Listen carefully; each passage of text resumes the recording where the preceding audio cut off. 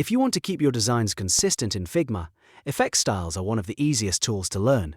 In this video, I'm going to show you how to add effect styles in Figma step by step so you can save shadows, blurs, and other effects, and then apply them to any layer whenever you want. This is perfect for designers who want to speed up their workflow, keep projects organized, and make sure every element matches across frames and components.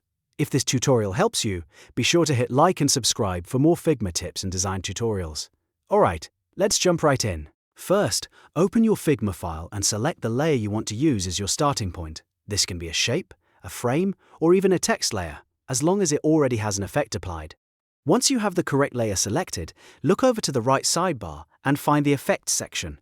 This is where Figma keeps all of the shadow and blur settings for the selected object. Now click the plus button inside the Effects section to add a new effect. You can choose something like a drop shadow, inner shadow, layer blur, or background blur, depending on the look you want to create. After that, adjust the settings to get the exact style you need. You can change the X offset and Y offset to move the shadow, increase or decrease the blur to soften it, and tweak the color and opacity to match your design. Take your time here, because this first effect will become the style you save and reuse later. Once the effect looks right, the next step is to save it as an effect style. To do that, click the four-dot style icon next to the effects title in the right sidebar. This opens the Styles panel for that section. In the panel, click the plus button to create a new style. Figma will ask you to give the style a name, so type something clear and easy to recognize, like soft shadow, card shadow, or modal blur. Then click Create Style to save it. Now your effect style is ready to use anywhere in the same file or library, depending on how your Figma setup is organized.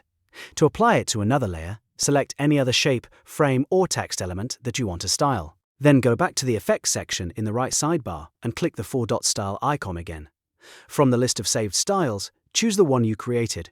Figma will instantly apply that effect style to the new layer, which means you do not have to rebuild the shadow or blur from scratch every time. This is a huge time saver when you are designing buttons, cards, pop-ups, or any interface where consistency matters. It also makes it much easier to update your design later, because if you change the saved style, every layer using that style can stay aligned with your new look. That is one of the biggest benefits of using styles in Figma, instead of manually adjusting effects on every single object.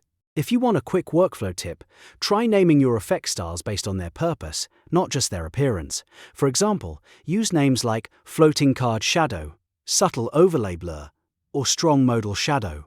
That makes it much easier to find the right style later, especially in larger design systems. Another good habit is to keep your effects simple and reusable, so your file stays clean and easy to manage. And that is how to add effect styles in Figma.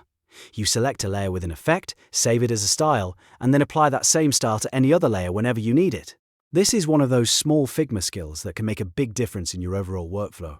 If this video helped, please hit the like button, subscribe for more Figma tutorials, and I'll see you in the next one.